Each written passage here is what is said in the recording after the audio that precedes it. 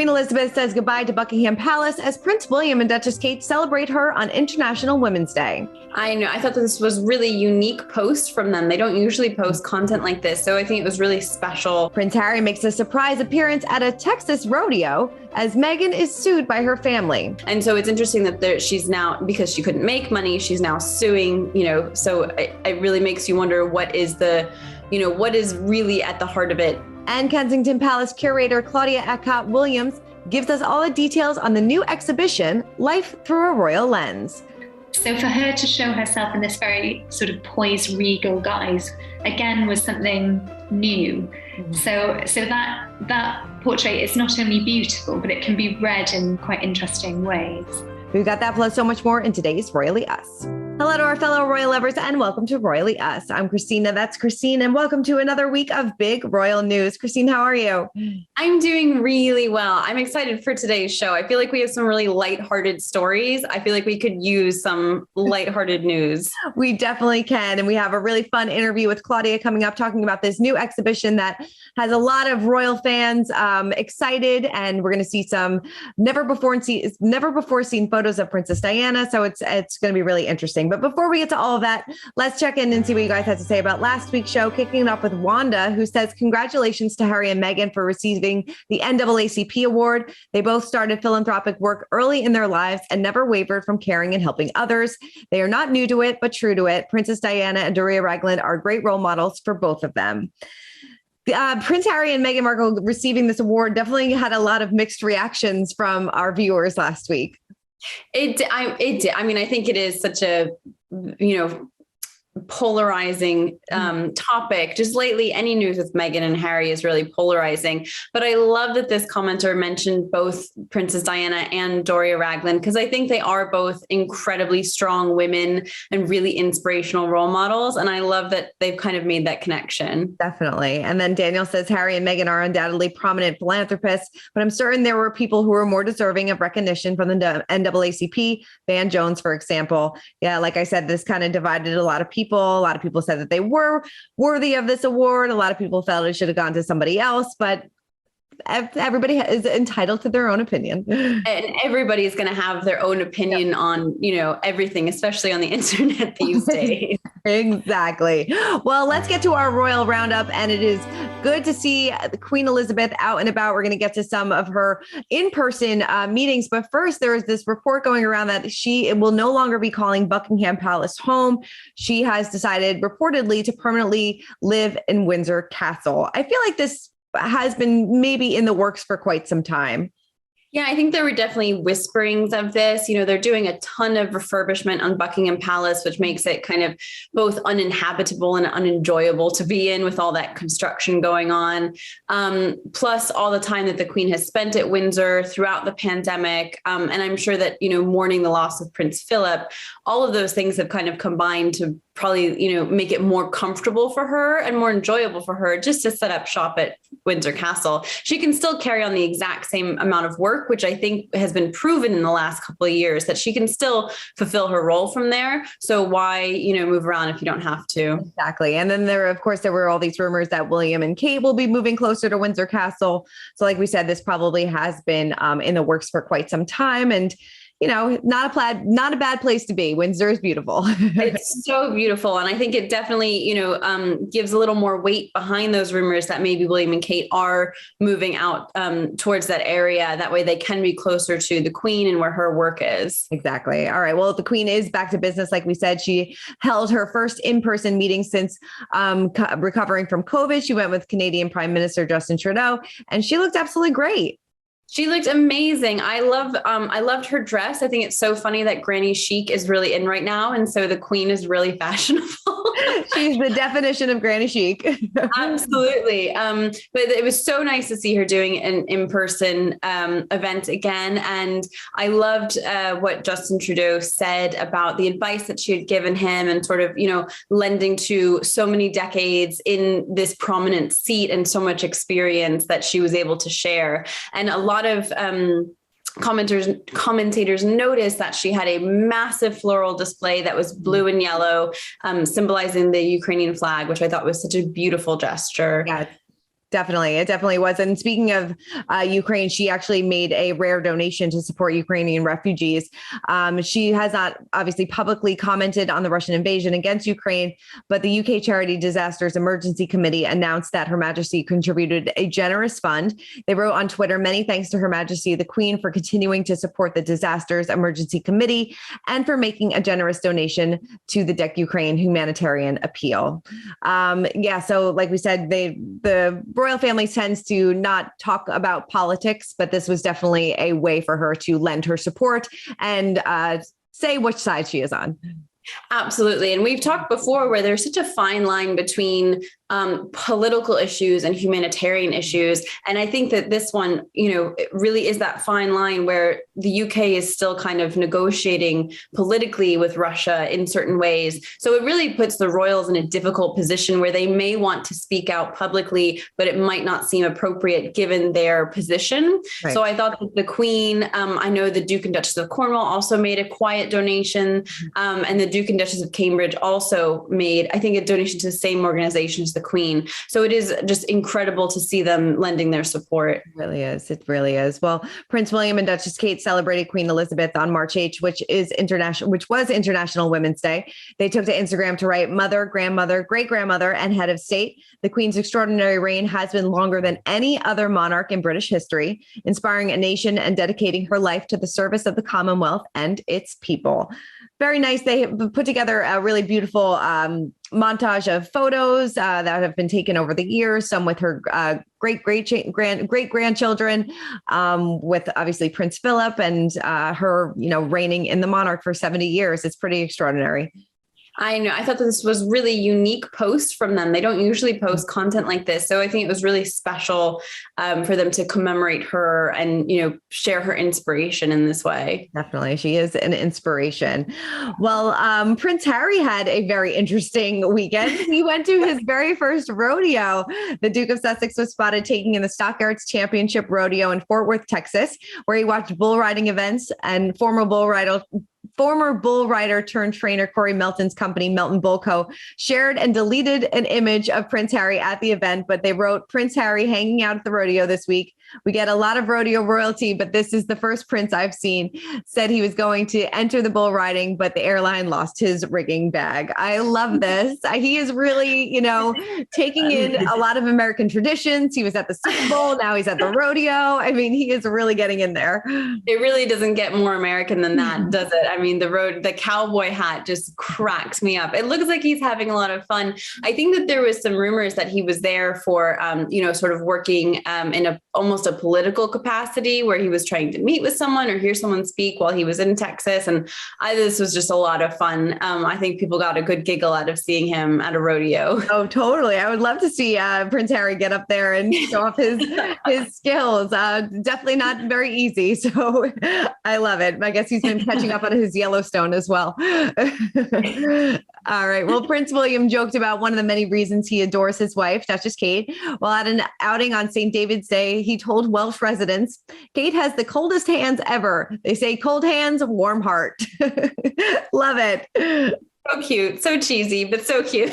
They don't often make these sort of sappy comments about each other. They're a very private couple, but every once in a while you do get a really funny quote, or they do say something that's sort of sweet, about their relationship. You can tell that they're just still really in love, which I think is really wonderful to see. They really are. And I love when they do outings together, because you always get like these little tidbits of information on their parenting life or their relationship. So definitely always fun to see them out and about together.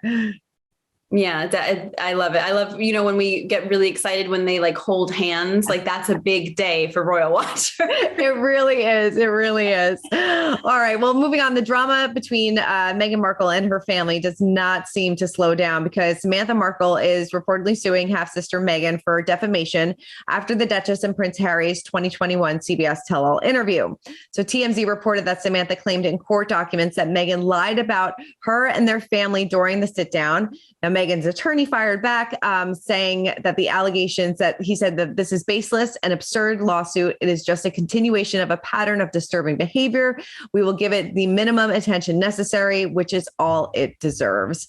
I tend to agree with him. I don't know why they keep kind of attacking Meghan and keep going after her. Just let them all just live their lives.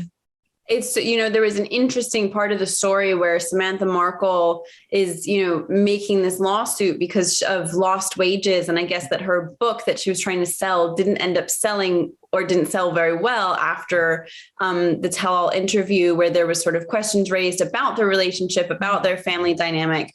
And so it's interesting that she's now, because she couldn't make money, she's now suing, so it really makes you wonder what is really at the heart of it, the reason that she's doing this. Right. Yeah. Because I believe in the tell-all interview, Meghan said that they really had no relationship. She hadn't seen her in a number of years. Right. Samantha is saying that that's not the case. Meghan also said that, once she started dating Prince Harry, Samantha changed her last name back to Markle. So there's definitely a long history of this one, definitely a lot of bad blood. But like I said, hopefully they can just move on and let the girl live. Let her be. Poor girl. Yeah. All right. Well, now it is time to spill the royal tea. Author Robert Hardman may have written a new book all about Queen Elizabeth, but he did add in a little tidbit about Meghan's wedding. So as we remember, just before her 2018 wedding to Prince Harry, she found out her father, Thomas Markle, would not be attending and therefore couldn't walk her down the aisle. Well, her soon-to-be father-in-law, Prince Charles, stepped in and offered to walk her down the aisle. And according to Robert, Meghan responded to his offer by saying, "Can we meet halfway?"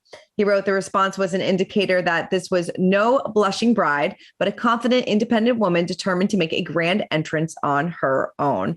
I tend to agree. I mean, this her walking halfway down the aisle was definitely a moment. I mean, you felt like, yes, this is a strong, independent woman stepping into this marriage. And I thought it was a beautiful moment. Yeah, it really was powerful, especially looking back on the images of that day, seeing her really walking herself down the aisle says so much about who she is as a woman and how she wanted to carry herself after that momentous occasion. Yeah, definitely. And I'm sure it was difficult for her as well, because, she expected her father to be there walking her fully down the aisle. And that's when things really started to unravel, at least publicly, between her and her father and her family. And, only her mother was representing her family there. It was a sad but momentous occasion, I'm sure, for her. Yeah, hugely emotional, even for us watching. Even I remember the images of Doria sitting alone in the church pew. It was just really moving and really showed how close Doria and Meghan are. Yeah, definitely. All right, well, let's move on to Prince Charles, because he is reportedly going to loan his younger brother, Prince Andrew, money to help cover the cost of the multi-million-dollar lawsuit that he just settled. Of course, he reached a settlement last month, and it was reportedly between 9 and 12 million. This is, of course, when he was involved in the Jeffrey Epstein case with Virginia Giuffre. So yes, we're hearing that Prince Charles may step in and loan him some money. We talked about this a few weeks ago, where I don't really think Prince Andrew had that much money to begin with. Yeah. So I do think that this lawsuit put him in a bit of a sticky situation. And I'm sure that then put the royals in an even stickier situation, where you kind of have to say, do you help your brother and kind of try to clean up what would then be a messier story? Right. If Prince Andrew can't pay this money, that's going to be an even bigger story. Mm-hmm. I think it's just a difficult decision, a difficult situation all around, between who helps Prince Andrew and how much you let him out to dry on his own. Right. Yeah, no, definitely. And I'm sure we will never know how much the settlement was, how much Prince Charles will loan. This is all kind of hearsay, and we don't really know what the ins and outs of this is going to be, but I'm sure they just want this to all go away. All right. Well, on a lighter note and a happier note, in a true royalty documentary, Kate Middleton, here we go again. A royal reporter opened up about the bond between Queen Elizabeth and Duchess Kate. She said in the documentary, Kate was having a conversation with the Queen in which she confided that she had found being with George on her own and not having a full-time nanny or a maternity nurse very hard. William and Kate wanted to be hands-on parents, and they did it until September. Then they recruited a nanny. I think all new moms can relate about how hard it is, especially your first child. You have no idea what's going on. And then it's, being in the spotlight magnifies that even more. I'm sure it was not an easy time for her at all. I know, new motherhood, it's so humbling and it's so equalizing, just in that we all have that same struggle, whether you're the future Queen of England or just a regular girl. You have those best of intentions, and then reality hits and you realize that you really do need help. All new moms need help. So I thought this was a really sweet story. It really is. And, you see over the years, even, our little interactions that we see of them at events and things like that, it seems like they really do have a nice, strong relationship, the Queen and Kate. So it's nice that they were able to bond over motherhood. Yeah, it's nice that they have each. I think it's nice that Kate has the Queen, as Kate will one day be, the Queen consort, someone to look to in a similar role. Definitely. All right. Well, now it is time to break down the royal rules. And to help us do that is Claudia Cott-Williams. Now, she is the curator for Kensington Palace and this fabulous new exhibition, Life Through a Royal Lens. Now, this explores the royal family through photography and brings together some of the most iconic images ever taken of the royal family. And it's going to, like I said, at Kensington Palace, and we're going to see some never before seen photos of Princess Diana. So Claudia is going to break it all down for us. Take a look. So tell me, how did this exhibition kind of come about? Well, thank you so much. It came about really because Kensington has a long history of relationships with key people in the royal photographic history. So Queen Victoria was born here in the 19th century, and of course, her reign was the very first to be captured on camera. And I'd done a lot of work on Queen Victoria's image making and really the way in which she used photography very carefully to shape her public image. And then, of course, Lord Snowdon, Anthony Armstrong-Jones, very important 20th century photographer, was also the husband of Princess Margaret. And they lived here at Kensington Palace during their marriage, and he had a darkroom here. So we were looking at Lord Snowdon's photography and his impact on royal photography. And then, of course, today, Kensington Palace is the home of the Duchess of Cambridge. And we know that she is a very talented amateur photographer, and she releases her own photographs of the children to the public on a regular basis. So it just seemed a very fitting topic for us to look at here at Kensington. That's amazing. I love that all of that's tied together at Kensington Palace. I never made those connections. It must have been amazing to kind of put all the pieces together. As a curator for this exhibit, how on earth did you pick out which photographs to display? Because there must have been, thousands to choose from. Yeah, narrowing down the images for this exhibition was probably the greatest task of my curatorial career so far. I was confronted with quite literally tens of thousands of photographs, and I was fortunate to spend a lot of time in the Royal Archives looking at the Royal Photographic Collection. I went to lots of the archives of different photographers who photographed the monarchy.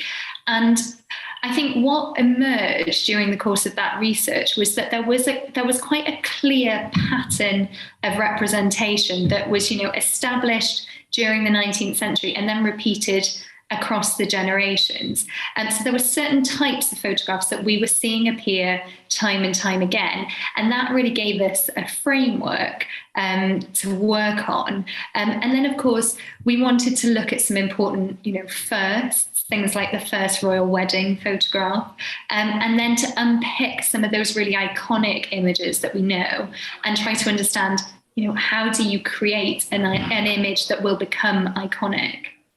Yeah, that's so interesting. So out of all these iconic photos, what do you feel is the one photograph that's going to get everybody talking? Or probably a few, I would imagine.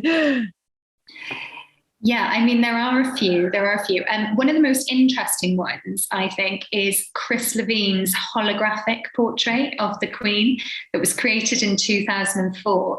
And to me, that really kind of underpins what we're saying in this exhibition.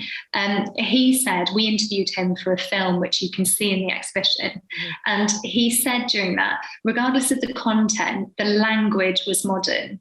And that sort of nicely summed up what we're saying. it was actually a very traditional portrait of the Queen. She's wearing the George IV diamond diadem, which is a very recognizable royal jewel. She's swathed in ermine. But that's a very traditional royal image. But then when you interact with that object, and because it's a hologram, you can't see it on screen. I hate to say it, but you've got to come here if you want to really understand the object. As you move around it, you see her in 3D. And to create that, he said that he filled the yellow drawing room of Buckingham Palace with a TARDIS of technology. So he had, a laser projecting onto her, 3 different lighting rigs. It really was a very kind of technological experience. And it's her willingness to engage with that, which I think really shows them to be sort of a modern, progressive institution, very much of the 21st century. So, that one was really interesting, and I think goes to the heart of what we're saying. But then another one which we've got, which I think will be hugely popular, is an unseen portrait of Diana, Princess of Wales, which was taken by David Bailey in 1988. And that's interesting in a number of ways. She selected David Bailey as the photographer that she wanted to sit for. And at the time, he was a very surprising choice for a royal photographer. He was, very irreverent, kind of quite edgy fashion photographer, not the kind of person that you usually saw at that point photographing monarchy. So that in itself, I think, showed her desire to do something a bit differently. But then it's also quite an unusual depiction of her. And that's interesting because it's quite a typical royal depiction. She's shown in profile, she's stoic, she's regal, she's sort of contemplative, which is actually quite a sort of, quite a standard royal composition. But for Diana, that was unusual because, of course, until that point, she was doing something very different with her image. She was showing herself, as a kind of warm, a friendly, sort of an intimate connection with the viewer. So for her to show herself in this very sort of poised, regal guise, again, was something new. So that portrait is not only beautiful, but it can be read in quite interesting ways. You mentioned before, obviously, Kate is a great photographer, and there's a few photos on display from her, correct? And if you can just tell us, a little bit about those photos and how she kind of fell into photography. So the Duchess of Cambridge, we know, is a very good photographer, very keen photographer, and she has started releasing her own photographs of her children as a way of, sharing their progress really with the public. And she's taken a slightly different approach to how she creates or manages her children's public image. And I think by releasing her own photographs, she's kind of maintaining, an element of control and privacy for them, whilst also actually showing perhaps a much more intimate picture of royal childhood than we've seen before, created by studio portrait photographers. These pictures, we have a group of 3 photographs in the exhibition, one of each of the children, taken in 2019. And these were the ones that she suggested we include. And really, they are a mother's eye view onto her children, where George is looking, not into the lens of a portrait photographer who doesn't know. He's looking at his mother behind the lens. And that is a perspective that, that's unusual, and that's an intimacy that we don't often get. We know that she studied history of art. She was very interested in photography. And her dissertation was on Lewis Carroll's photography of children. So it's obviously something that she's long been interested in. And during our research, we uncovered that she first learned about photography through her grandfather. So it was something that she has been interested in since her own childhood. And now you can see in the quality of her images that clearly it's something that she's studied and honed. Do you think we'll get these same moments in the future? What do you think the future looks like in terms of the royal family's relationship with photography? Certainly, I think what we've seen that remains consistent is that the royal family have continuously embraced the evolving technologies and evolving ways of sharing their images. And I think there is an understanding which was started with Prince Albert right back in the 1840s, that, this technology was going to be a key tool in their relationship with the world, and it would shape the role and purpose of monarchy. And I certainly think that is something that they will continue to embrace into the future. And I think actually, the Duchess of Cambridge's approach is very clever. It creates a kind of unique perspective. It really allows the public in a very intimate way, while still allowing them, to maintain the privacy of family life. So I think there is a curiosity about, royal life as created by the royals, and perhaps the success of that, we'll see that sort of perpetuated as an interesting approach. Definitely. Well, Claudia, thank you so much for your time. We really appreciate it. And if anybody is around Kensington Palace, make sure you check out Life Through a Royal Lens. It is on now through October, correct? Yes, that's right. That's right. All right. In our royal history moment of the week, it's hard to believe that it's been 1 year since Prince Harry and Meghan Markle's tell-all interview. How crazy is that?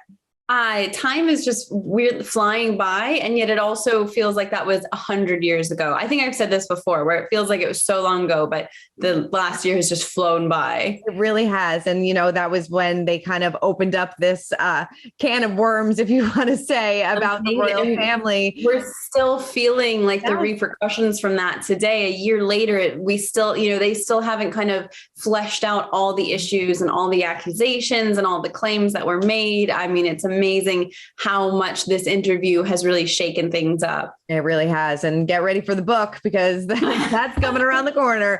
All right. Well, before we wrap up, we have to check in on our royal kids, and Prince George is not afraid to get his hands dirty. While making their visit on St. David's Day, Duchess Kate shared that her 3 children helped with farm animals during their school break. So cute. It is so cute. So I guess during the half-term break, they went and visited a farm. I know that they tried to do a lambing every year, which is where you kind of go and watch lambs being born. It's a pretty, it's not uncommon. Lots of farms throughout the UK have those experiences for kids. And it's so great to see them doing these very sort of unique, interactions, but this seems very down to earth. So down to earth. I absolutely love it. And speaking of down to earth, Prince William was spotted bringing Princess Charlotte to a birthday party, royals just like us. I love every weekend there's a new birthday party, isn't there? Like, I just keep buying presents for other people's children. But I loved this. Princess Charlotte had a birthday party with a classmate at a pizza place, which I think is a really cute, unique birthday party idea. And you can sort of see Princess Charlotte wants nothing to do with her dad. She walks in straight into the party, and Prince William's there just to drop her off and say goodbye. So it was really sweet to see, again, just another really down to earth moment. Definitely. I absolutely love it. Like I said, just like us. Well, Christine, thank you so much for running down all things royals with me, as always. Yeah, thank you. I loved all the things we got into this week. It was really upbeat stories this week. Definitely. I love it. Keeping it lighthearted and keeping it fun. We'd love to know what you guys thought of the show. Please let us know in the comments. Keep subscribing, and Christine and I will see you next week. Bye, guys.